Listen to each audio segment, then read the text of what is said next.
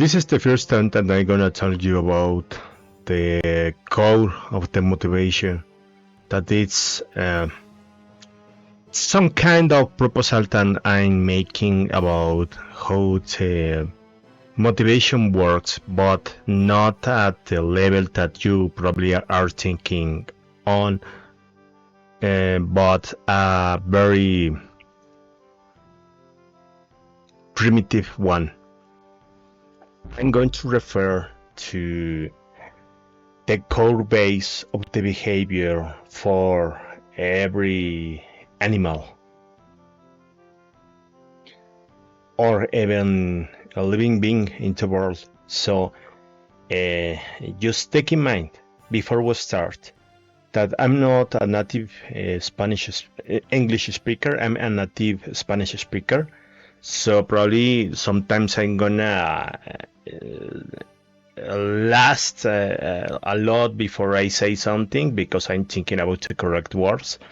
So just bear with that. But you have to understand that what I'm going to say you will help you a lot to understand how the behavior works.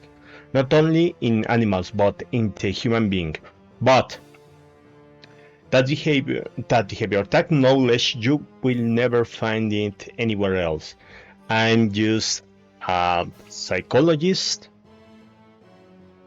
from Latin America that has passed a lot of time thinking about the core of the behavior. I've worked on my own theories. I read a lot about emotions, even instincts, just for a thesis that I made a lot of time ago, more than 15 years. I switched career into a software engineer, but anyway, right now, even if I'm working on that, much of my time I pass thinking about of my free time, thinking about the behavior. I experimented with myself with meditations and a style that I made by myself in order to help me to overcome a lot of difficulties that I had on my life, especially emotional ones. And I think my mind it's a lot clearer now. It's a lot better than when I started 15 years ago. More than 15 years, I could say 20 years ago, because I overcome a pretty difficult situation that destroyed my mind. I studied psychology because I wanted to know how the mind works, and I used that to try to fix myself. And it took me a very long time, 20 years, a little more. But right now I feel on peace, totally on peace. At this point in my life, I have nothing. I really have nothing. I'm an old guy, and I don't have a wife or child. I'm alone, and I'm not have much money. Only enough to sustain myself, and that's it. But anyway, I'm surprisingly happy. Meditating, trying to understand myself, tamping on my brain with using my own style of meditation, tamping on my nerves across my body with my emotions. I developed a theory and a methodology to overcome traumas that we can develop when we are exposed to very long time to pain, emotional pain. and the theories that explain how to trauma is created, how it's developed across the time, is pretty well defined right now. I will write a book about this at some point.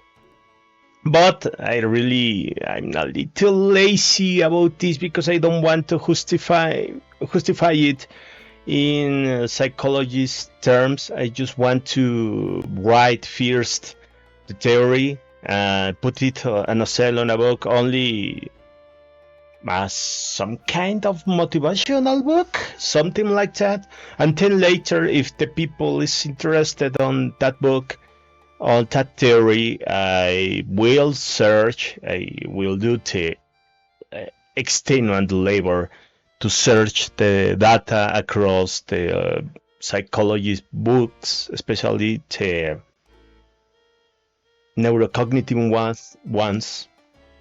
neurocognitive psychologist ones, and I will sustain my theory because it's pretty well defined, and even the methodology that I created is pretty well defined also. It's extremely well defined.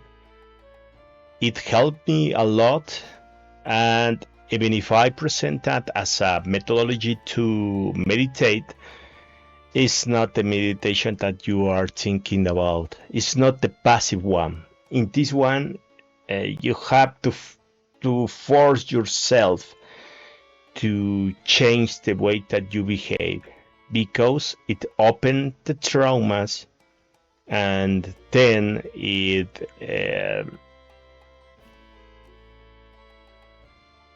heals the pain that is embedded in your memories, the memories that are related to the trauma. But I will talk about that in another moment. Right now, it's not the main topic of this video. The main topic of this video is about the motivational system.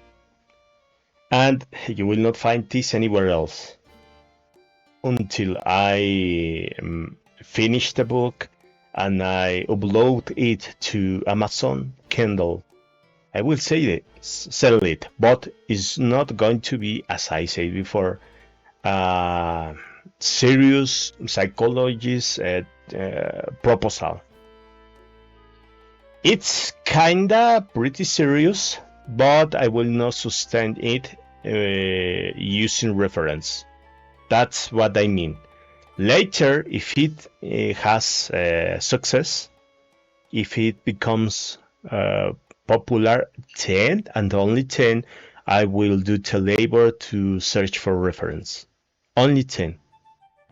Why I want to do that? Because I know the behavior. When you hear what I'm going about to say to you, you will understand a lot better the behavior. And the explanation that has the cognitive science right now are pretty confused about the motivational system as well as and the problem is that the psychologists, the cognitive psychologists, don't understand the difference that the original authors made about cognitive and conscious thought. They confuse those terms, and that confusion leads to not understand anything about the behavior. And that misunderstandings comes from Freud. Freud in some way thinked and tell everyone that the only way to open a trauma is by in an indirect way, letting the patient to talk and made himself the connections.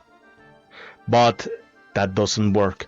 that really doesn't work, because a trauma by itself, I have my own definition. It's not the same as the psychoanalyst one, and I will put that in a book. So just note this difference. A trauma is not really something that is created by pretty extremely bad experience that leaves a print in your brain. It's not that. The way that I define the trauma, it's different. You just need to have two things, two different forms in which the trauma can develop. A pretty extreme pain that lasts very little time, especially if it's an extremely high pain, intense pain, emotional pain, or a very long time with a pain that is not that intense. It could be even a very little intense, that pain. But if you have a pain that lasts a lot of time, months, even years, that pain by itself is going to grow and grow and grow and grow. If you are in a situation that you cannot overcome, if you have a problem that is instilling in you fear because it's hurting you with a lot of pain. For example, you are the victim of bully.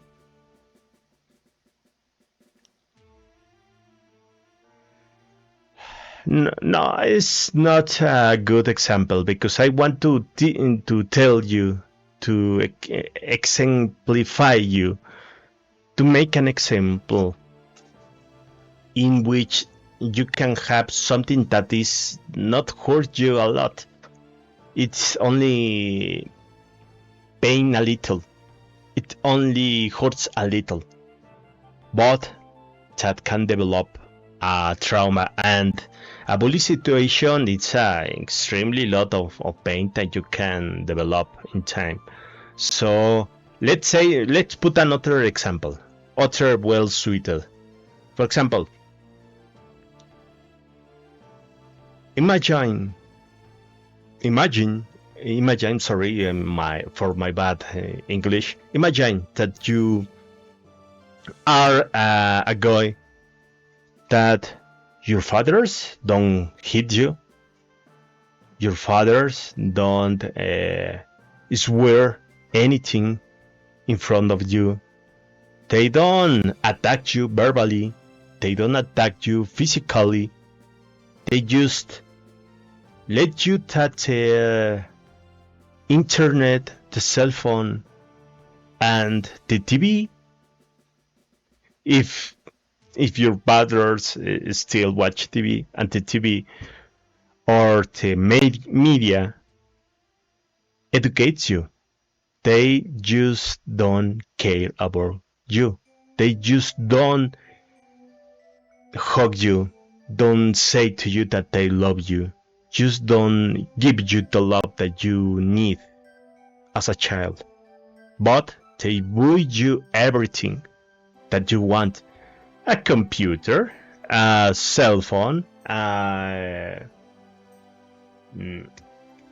this say, tablet, and even game system, etc. Everything that you want, they buy you that, but they doesn't give you love. When you have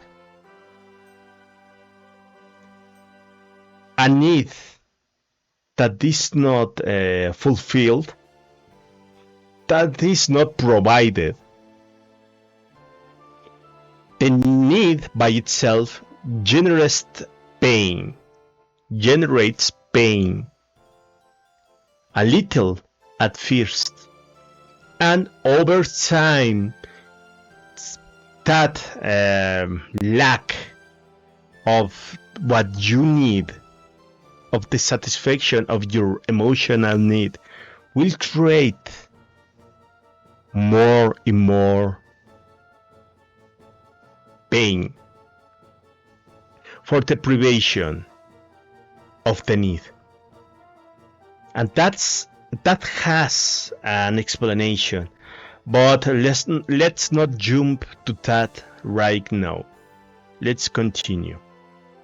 The pain will grow and grow and grow because the pain exists to warn you about that you are lacking something your mind needs, and it's hurting you not having that. In this case, the love of your parents. The mind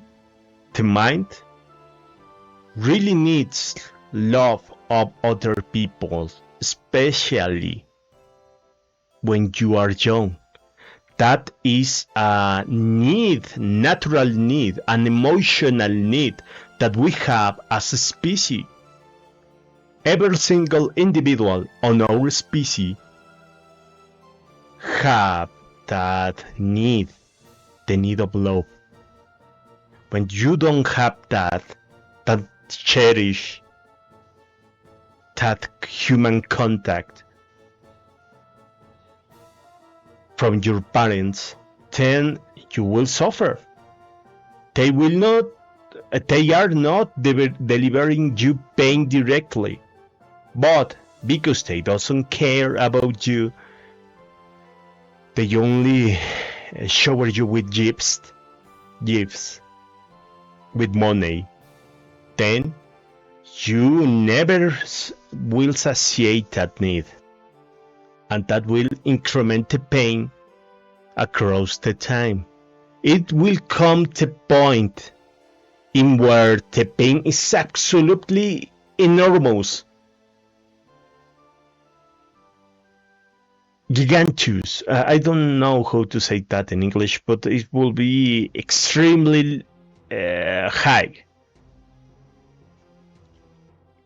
and it will be almost the same, but worse than okay, not but worse, but it will be the same as if you have experienced some pretty bad thing that cause you extreme pain and create the trauma, as if you had been pretty much destroyed by some bad circumstances.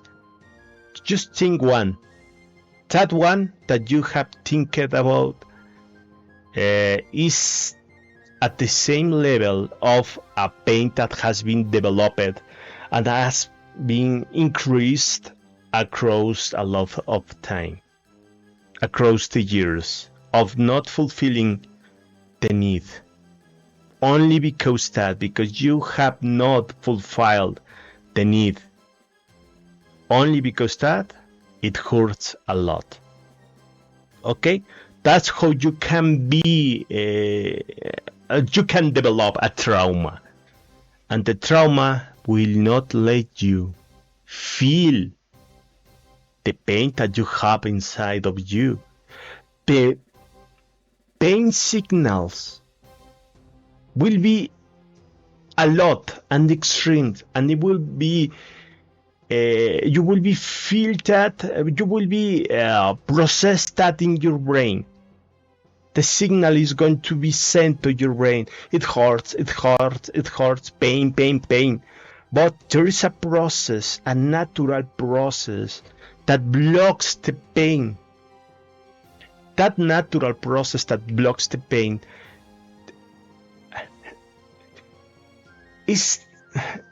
it works with every pain, the physical and the emotional one. But the problem with the emotional one is that because it's emotional, it will only block your consciousness to know that there's something that is hurting you.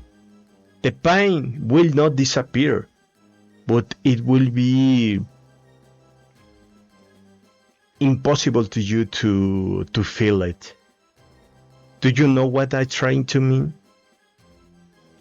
You will experience pain, a lot of pain, emotional pain, extremely high, but at the same time, your consciousness will not be aware of that pain. It doesn't mean that you don't have that pain, that you are not experiencing that pain. Indeed, you are experiencing it.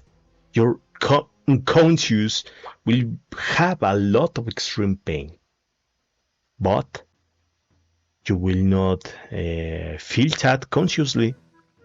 The problem is that the nerves that are involved on the pain of the trauma, of the situation that delivers you pain, will be blocked. The nerves will lose the sensibility, and in your own body you will not feel that's the sensation on those nerves, the emotional sensations. It doesn't mean that the pain is not there. It's active, it's there, and the tension in those nerves is extremely high. You are pressing your nerves without knowing it. Your nerves in some way are overcharged. But that function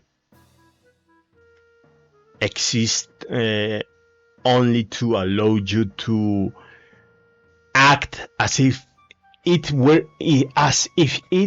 were nothing happening to you, as if there is nothing happening to you. It has its own evolutional purpose, evolutional value. Think about a bunny that has an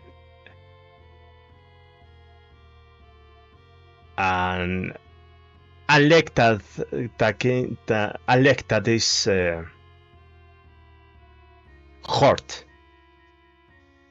It has a heart in a leg. Sorry, I'm trying to find the correct word, but I only recall the word heart, but I mean that has something, for example, a cut in the leg, and it's what I'm trying to mean. The bunny has the cut in the leg. It's bleeding.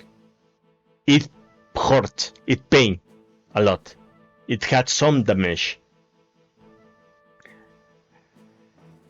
But what happened if that bunny with the hurted leg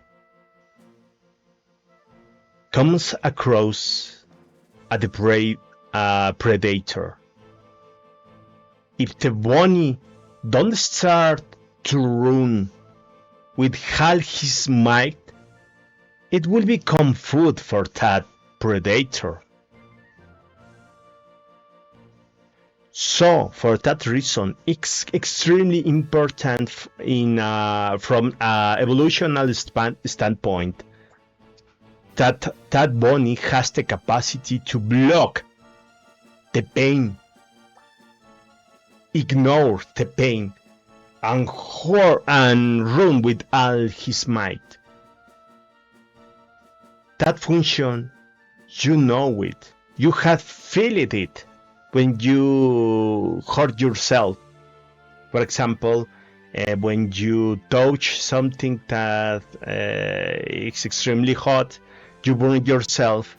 When you put your finger in a pot that is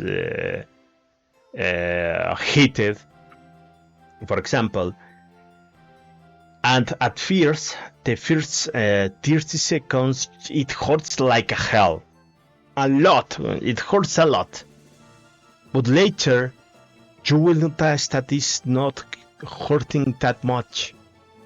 Yes, there are some processes that are healing your burn at that time after 13 seconds, but it's not enough to explain why the pain has been reduced that much in that little time.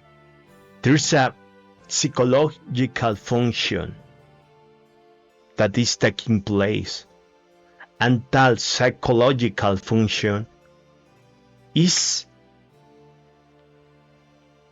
a characteristic of the pain. It will happen when the pain, every pain, lasts long.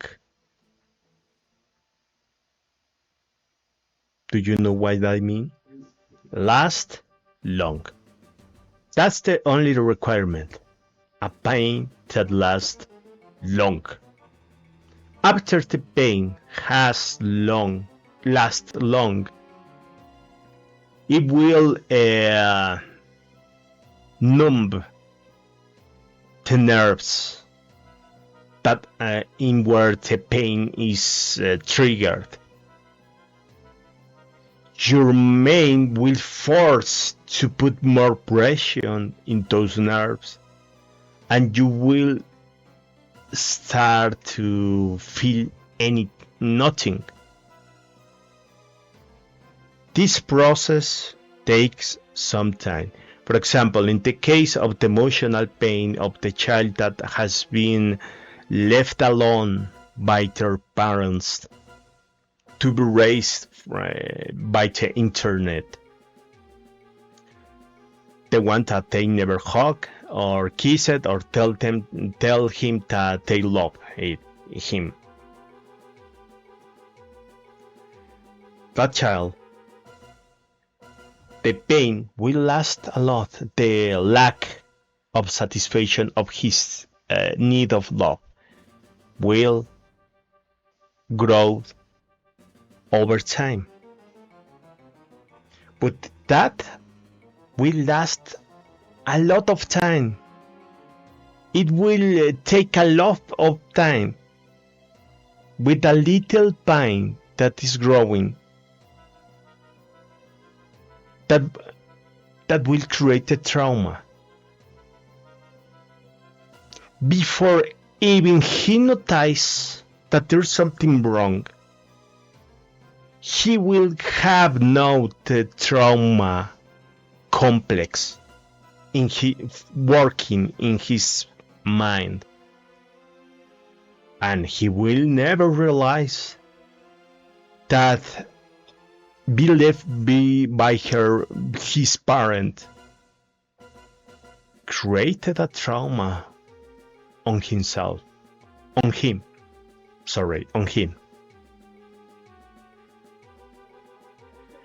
And that's the problem. That's the core problem. The people that has traumas will never understand the amount of pain that their brains have and is working with. They will think that they are fine. They will think that they has no pain, that they are in peace, that they are feeling well. But their behavior, their own behavior tells the contrary. Tells another story.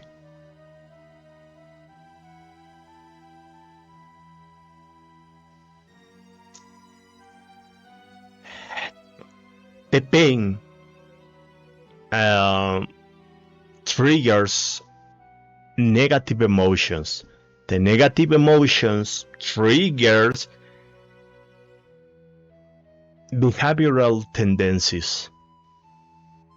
For example, the anger triggers you the fight response or the hostile response. With the word response, I'm meaning that you will do that, but the form in where you will do that is not defined. With response, I'm saying is everything that you do, everything that you do that is aggressive, you will fight. You could fight in any way against something that is hurting you, and then or that you find that is the source of your pain. Even if you are not aware of your pain, you will try to find a source for that pain. The one that you are not conscious about, that you are not aware, but you have. And that's why there are people that always are angry, always they are fighting others. But if you ask them why you are always angry, they will say to you, I'm not angry, I'm fine, I'm feeling I'm feeling on peace, I'm pretty well. But it's not that they are not angry, they just can't feel that they are angry. That's the problem.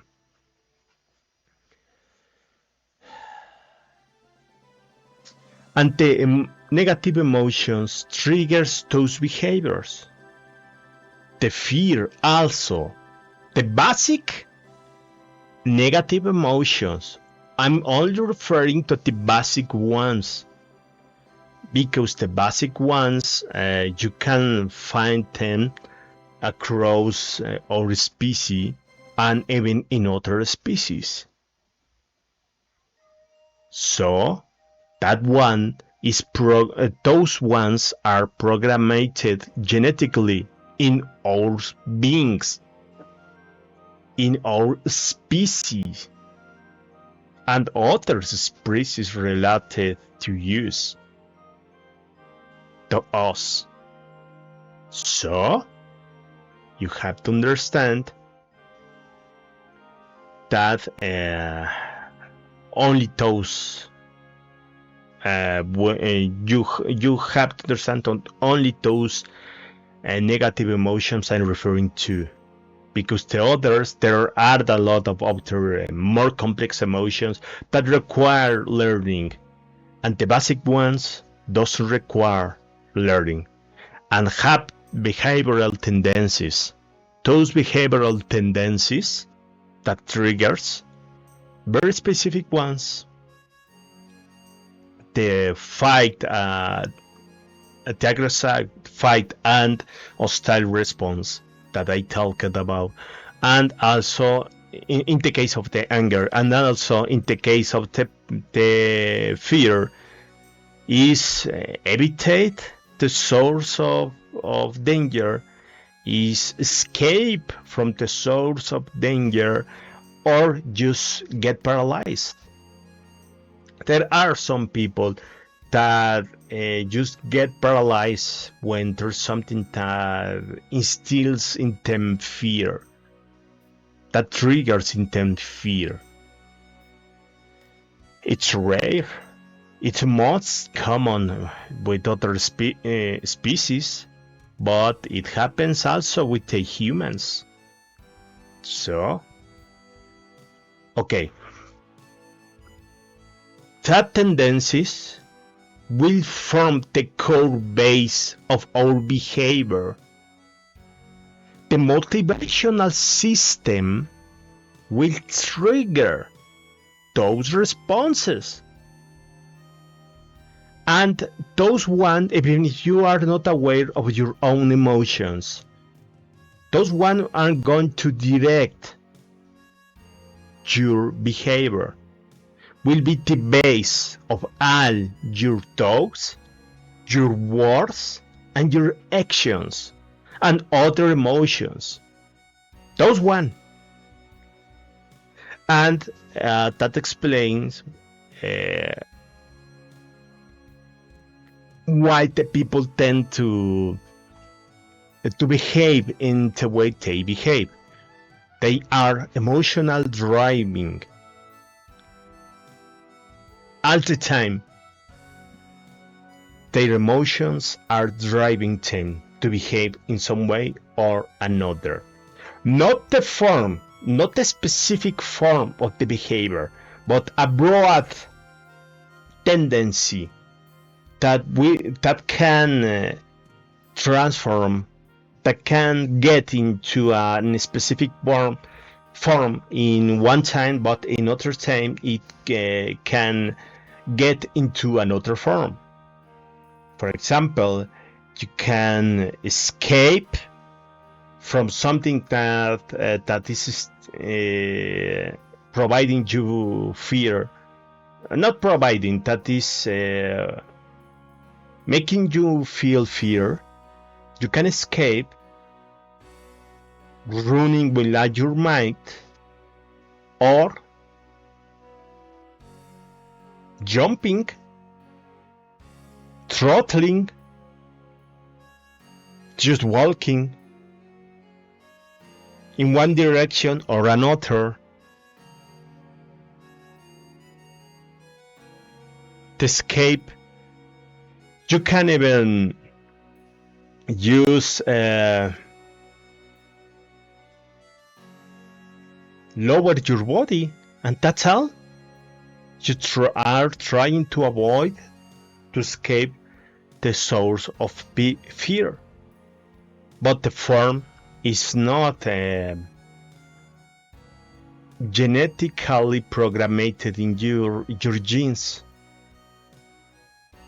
The ways that you will manifest the escape will be determined with your learning and the situation and the possibilities of your action in that situation. That's it. That's all. That's it. It requires the form, the learning, but the tendency doesn't require the learning. It is genetically programmed. Okay. Now that I has explained this, let's go back to the emotional system. The emotional system has three components that are very important. First, pain. No, sorry, a sensation. Two sensations. Pain and pleasure. And a tendency of behavior, that is approach or evitate. Okay? Approach or evitate. That has its value. Let's think about a bacteria. A bacteria that approach to chemicals that needs to sustain their own body will have more high probability to survive than a bacteria that doesn't do that. The approach or the getting apart, escaping from some chemical that harms the bacteria will help it to survive. Then that's the core base of the motivation. Approach or escape. But at this point, with this kind of living being, that primitive living being, it doesn't have a system as it. It has that, or it maybe it really has a system, but it's an extremely primitive one. That we have is extremely complex comparing to what the bacteria have. the bacteria just approach that's something that need in order to sustain its body, and will get apart from something that will harm its body.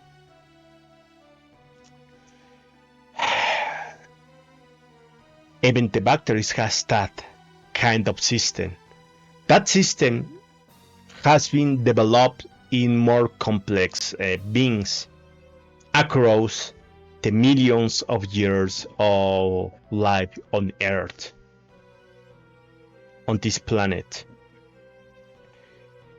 At some point, it has developed a feeling that alerts the organism that there is something that is hurting the organism. It could be something that is damaging the organism, or it could be something that is lacking the organism and it needs in order to work their own systems of its body in order to survive. That feeling is an advancement of just approaching or getting apart from something that it needs, and it's hurting it in that sequence.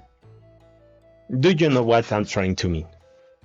If it's something that is damaging the body of the organism, in the case of the bacteria, it will get apart. And if it's something that it needs, that it requires, it will get close. So, for that reason, the development of the feeling is extremely important, because that feeling, those feelings, that alarm will help a lot to force that approachment, or that getting apart from the object or the chemical or the thing that is hurting, or that it requires. Sorry for that, but I'm trying to explain something pretty complex, and I'm not a native English speaker, but just bear with this. This is extremely eye-opening, and you will not hear this anywhere else, so please stay. Okay.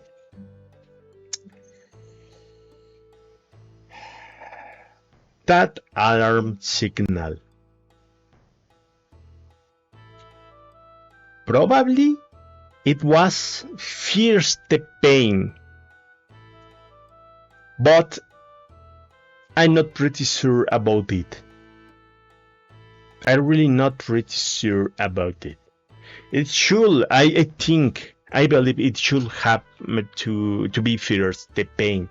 But the problem with the motivational system is that it consists of two feelings that tell you two different things that has their own purpose. Sorry for that. That has their own purpose and tell you two different things.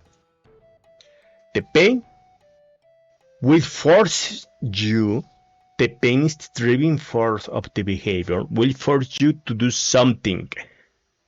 But the pleasure will reward you to do something that is good for you. For example, finding with a form of behavior, finding with a specific behavior the food that you need, the chemicals that more complex living beings need to eat in order to survive. The specific behavior, the form of the behavior, not the tendency, the form of the behavior is rewarded with the pleasure, but the driving force at first was the pain.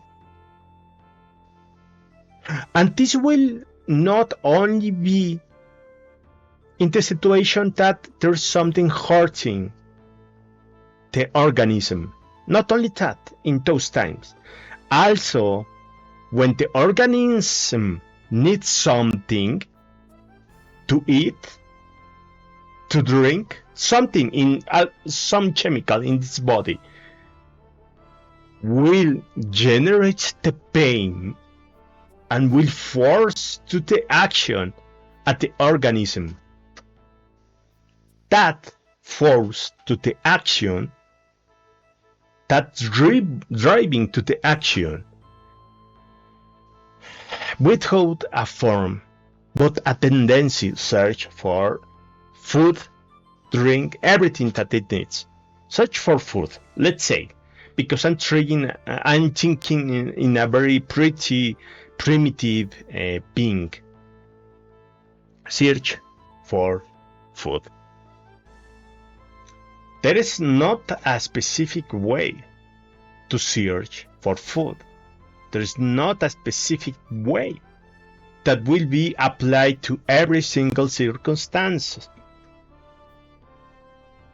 It will not apply to all circumstances. It has to adapt to the environment and the circumstance that it is in at the moment.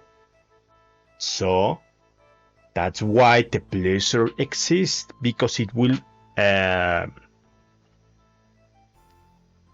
reward the specific behavior, and that reward will ensure that the behavior that has worked in order to find the food will be made again, will be executed again. Do you know what I mean? That is an extremely high advancement of the previous system that I talked, the one of the batteries. This one that has sensations and has a driving to the action triggered by those sensations is the core base of the motivational system that we have. But it doesn't only belong to the humans. You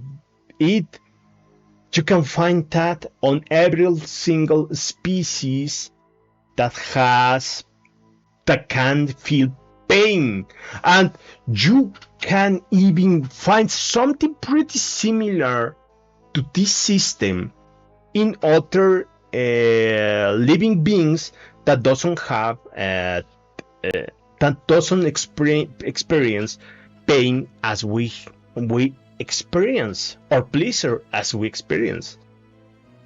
The plants have something like this. It's in its own way.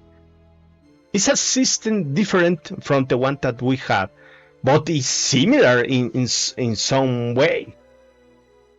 So it's a requirement of all living beings, and we have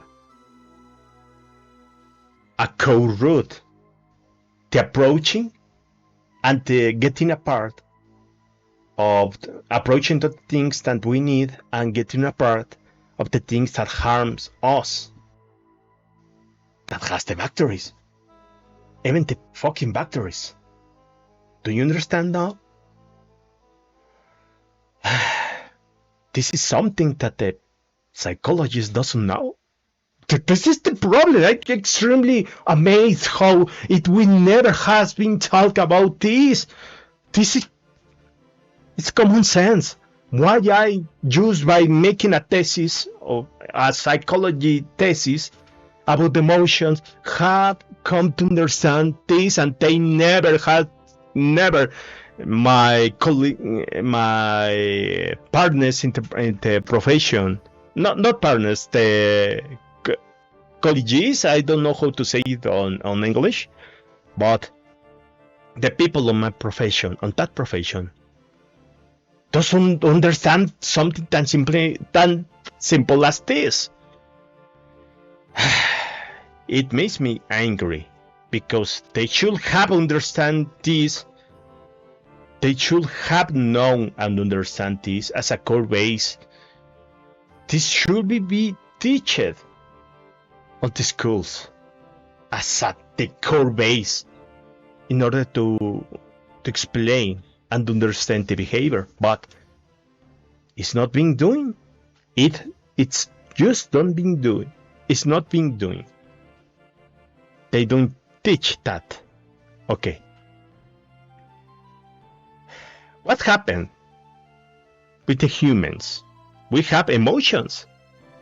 The emotions is another advancement, but before we reach the emotions, we have something, another specialization, another advancements, and that is the instincts.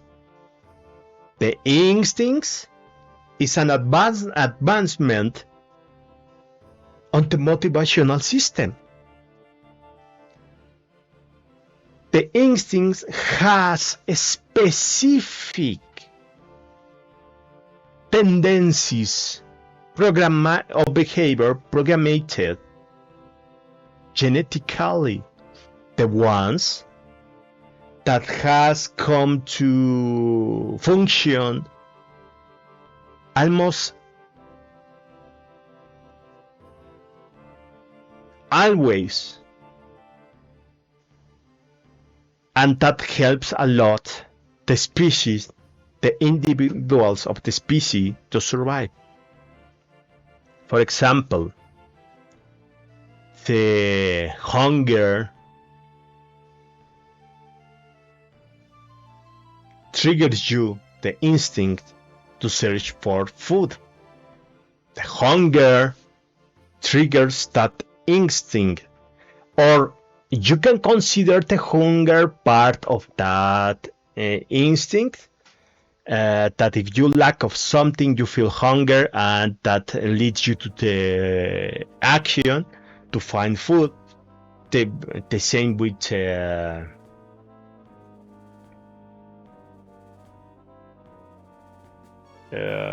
when you need water hydration. I don't know how to say that on English, but the drought, no, that's not it. Well, I'm sorry, I really don't remember the word, but your need of hydration, of get water, it will trigger that sensation, a painful sensation, and that will lead you to the action to find for water.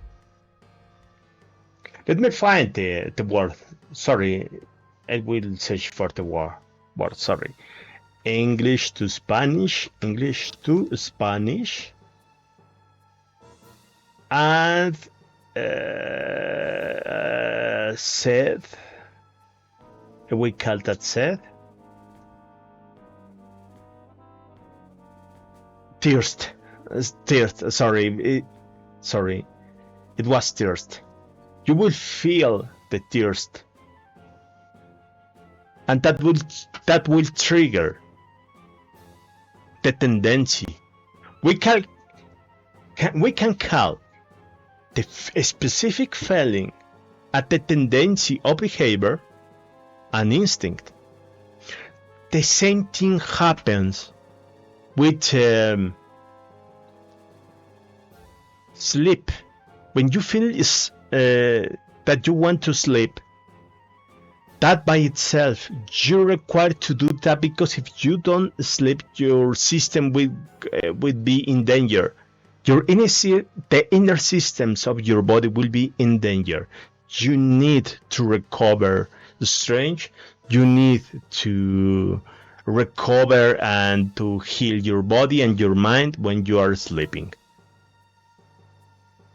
So you feel that specific sensation and will just do something in order to sleep.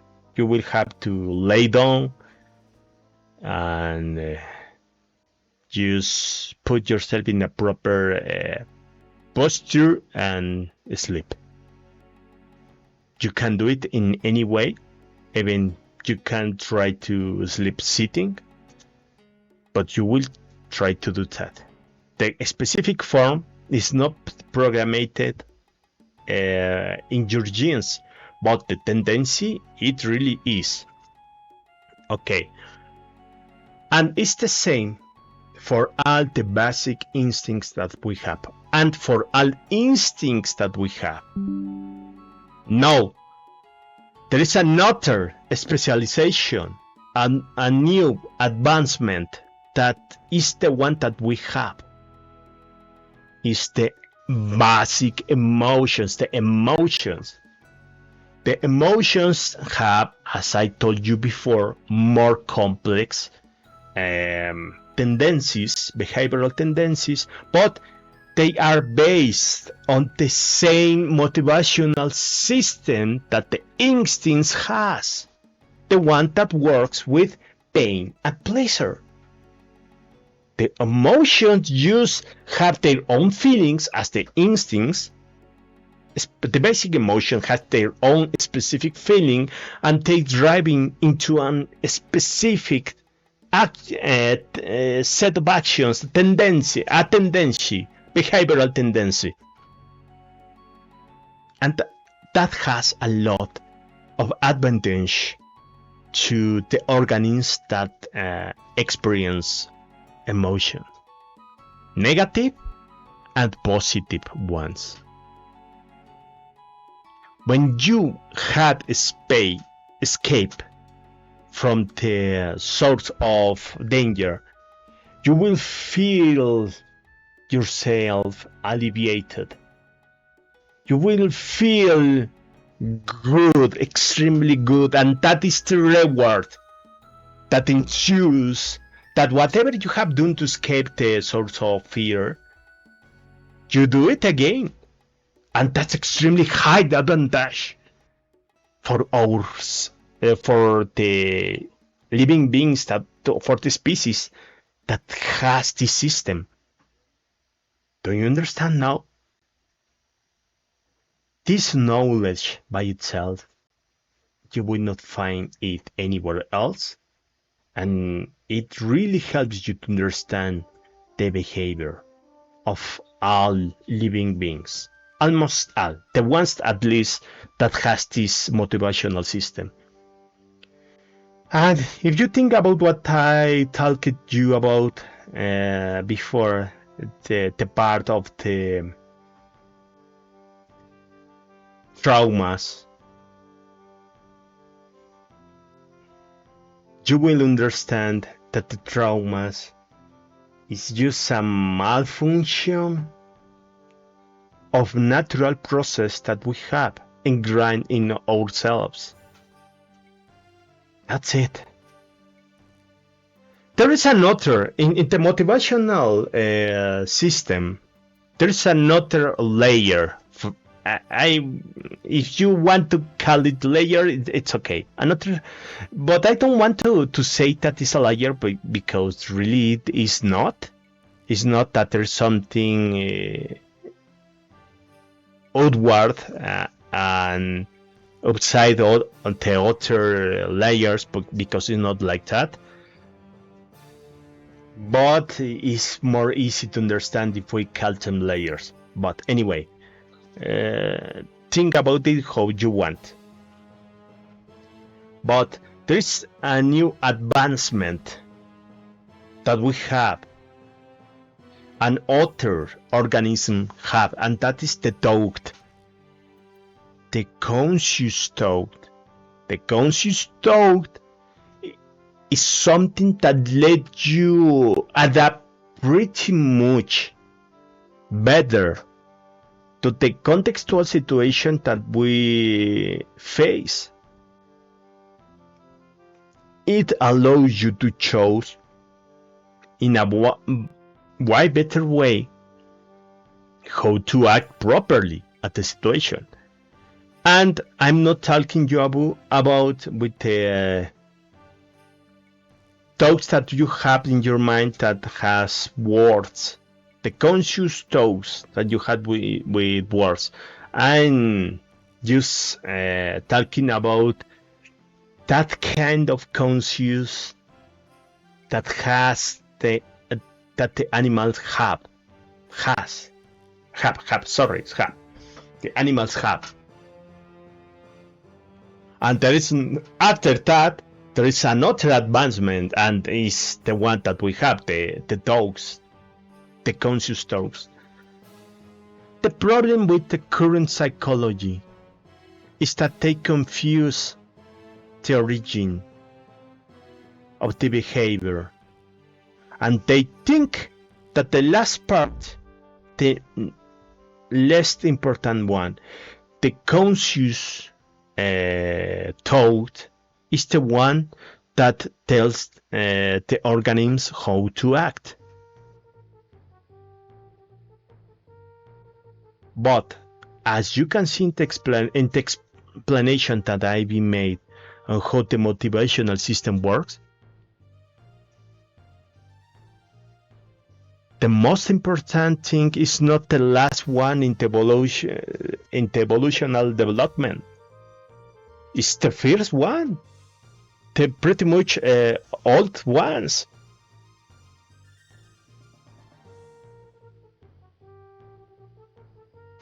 The approaching on getting away system from the things that you need to survive or are hurting you. The instincts, the emotions, and finally, the preconscious, what the animal has as consciousness, that those have more importance to control our behaviors than the conscious thought that would have at last. But what is the problem with the current psychology? Cognitive psychology, they tell you that your behavior is controlled by your conscious thought. And because of that, the secret, if you have pretty good thoughts, the universe will conspire with you to deliver you what you want, what you need. Okay. That was an exaggeration, but they tell you something like that.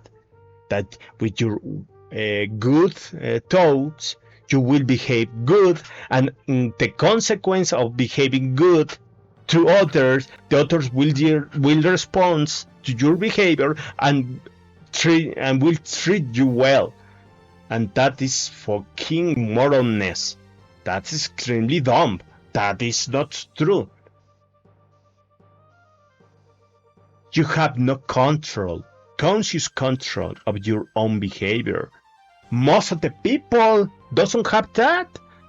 Their emotions and instincts are driving them naturally, and how it should be, that is natural to be, their behavior. Because it's more important for the survival of the individual and the species. And that has been ingrained in a more primitive part of our brain, our brains, in parts that has been developed in other more primitive species that we comes from.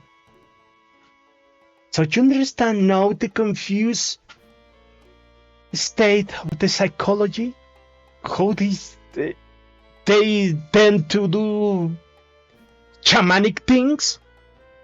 For example, believing in the practice of feminism, that the cure for the mental trust problems, the mental issues can be solved with feminism and butt sex.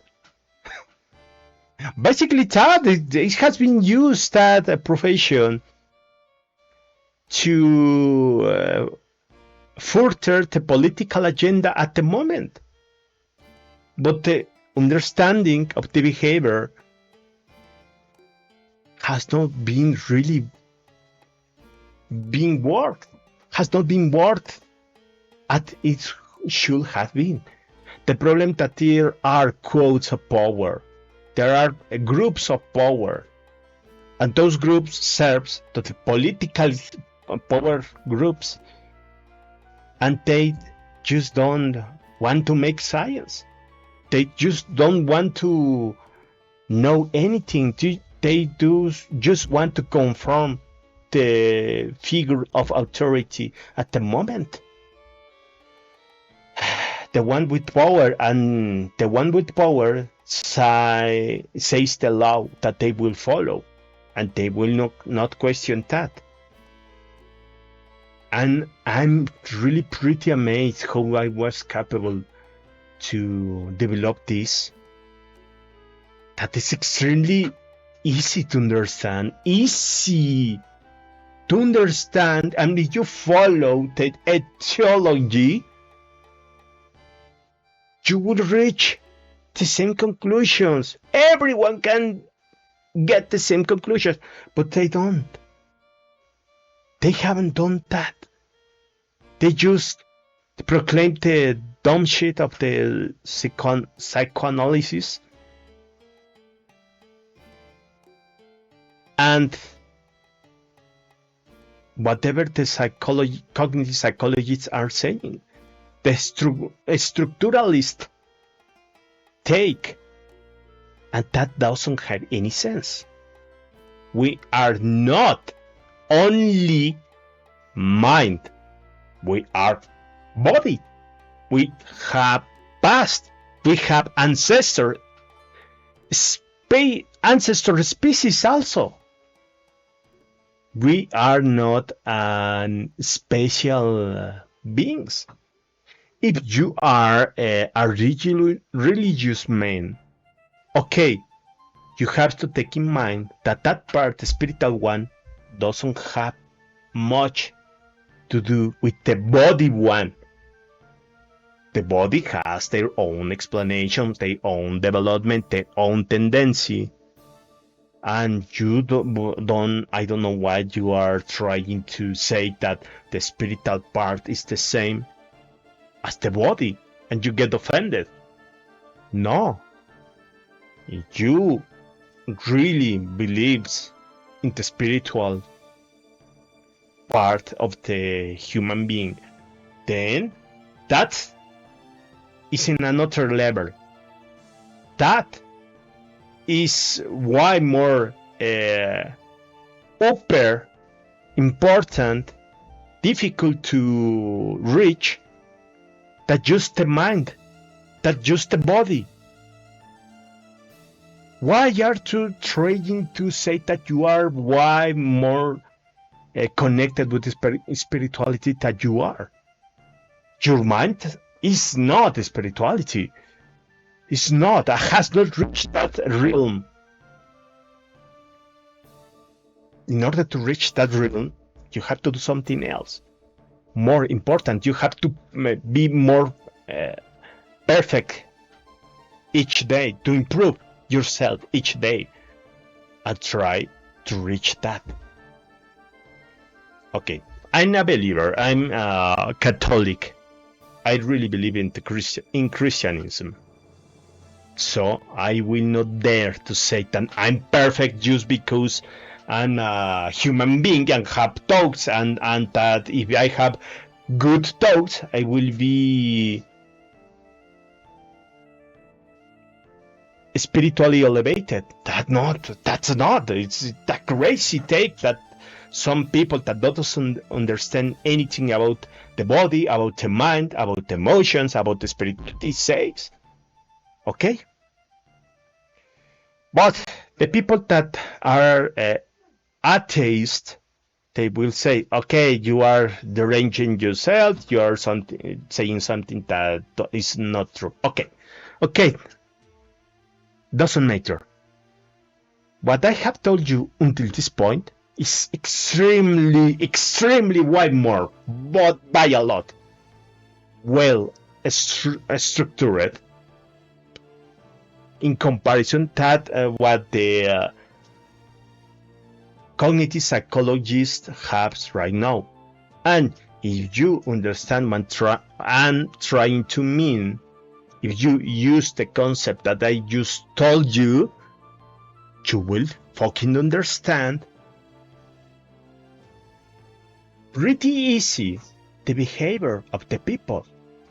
The behavior of the people is driving first by their instincts, second by their emotions, and after that the expression of these two things will be determined by their learnings, their education, and also their history of adaptation at the circumstances that they had been involved.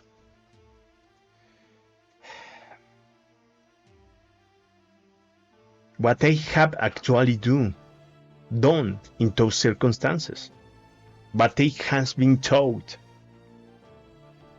The circumstance by itself, they learning, and their circumstance, they will adapt the form of the behavior, but the core root, what makes them act with a tendency, that has not been decided by them. Consciously, they will not be being able to decide how to behave. They will not be able to decide how to feel. That has been decided way before by the instincts and by their emotions. It's pretty more complex when you talk about the thoughts and the emotions and the instincts, because there is the part of the cognitive process, and it could have some components concurrent working at the same time. For example, emotions, that is feeding back with environment change, with sensations that the body is able to get. It's constantly processing the information and changing the emotions according to that process.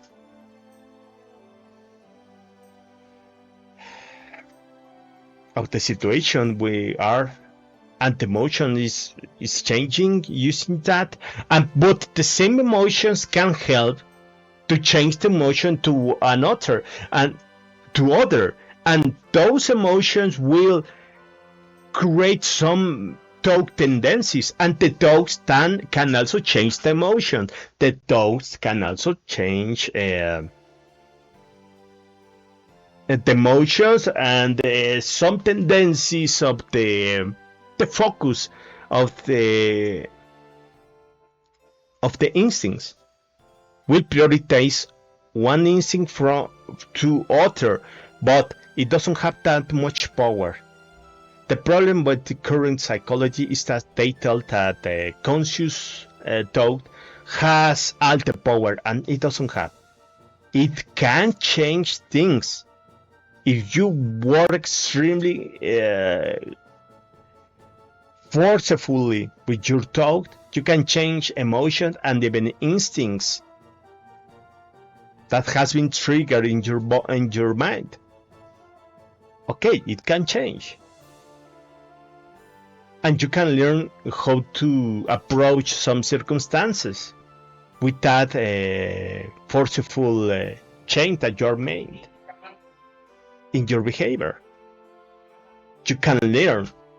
You can be rewarded for doing something that is better suited to the occasion, to the situation, sorry, that is more adaptive to the situation. You can do that. But it's not common. Normally, the people are driving by their emotions and instincts, and with the trauma complex that I has described you, that pretty much tell you why the people can't do anything else except for the thing that they are used to. Why the people are not capable to change. Why the people can't change. That's pretty much it. That's pretty much it. That is the explanation that I was trying to do. That's why. They can't because their motivational system is active with their emotions, negative emotions that has a lot of pain, that has those emotions, those driving behavioral driving tendencies. They experience anger and fear.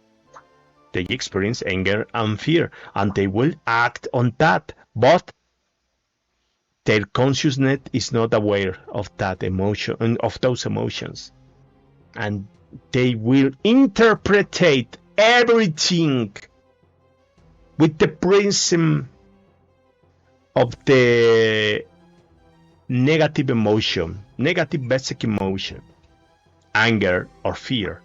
The sadness is the other basic negative emotion. There are only three. At least I recognize only those three: fear, anger, and sadness. But the sadness, it really has other purpose. Having fear and having anger, it really put a lot of constraint and a lot of stress to your nerves, to your mind. There's comes a need of just resting the nerves, just resting the mind. And when you are saturated by that pressure, you need to do something. You need to rest.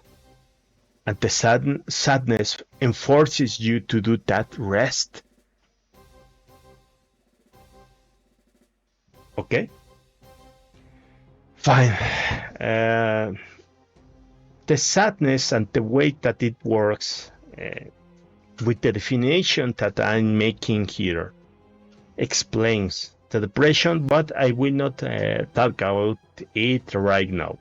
I just want you to understand that the reason why the people can't change is because the intrinsic characteristics of the motivational system, and in conjunction with the nature of the traumas, the characteristics and the way it works, the traumas. That's the problem. People can change for that because that. We can do nothing about it. Okay, I have a methodology to do that change in order to enforce you to have an emotional crisis, open your traumas and heal them. It enforces you to do that constantly. But when you open that door, you will enter into hell, because it will take you about more than a year, about a year to help every single, okay, not every single, but most of your traumas. It would take you a lot of time to heal all your traumas. And I have an explanation and a theory how the traumas are being developed, sorry, and how there could be a lot of sub-traumas that has been created by the principal trauma. But I will not talk about that in this video. I will talk about that in another video. Just take in mind that the pain that your first trauma created will be present in your everyday life.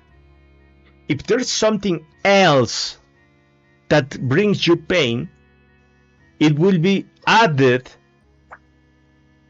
with the pain that your trauma already has. Then that situation will have a component of two pains. The one that it provides by itself, that situation, and the one that your trauma already has. And that pain will the situation will construct another trauma, and that pain will give it force, a lot of force, the force of the first trauma will give it a lot of force, that secondary trauma. Okay? It's why more conflicts than that, but I will probably write a book about this, but I really don't know when. Okay, that's it, guys. Thank you very much for your time. I'm making this kind of videos only to exercise my English in order to get better at it, but I want to give you something that you will not find anywhere else, something of value. And I think this knowledge that I made across the time, trying to overcome my own situations, my own problems, repairing my own mind, is pretty good.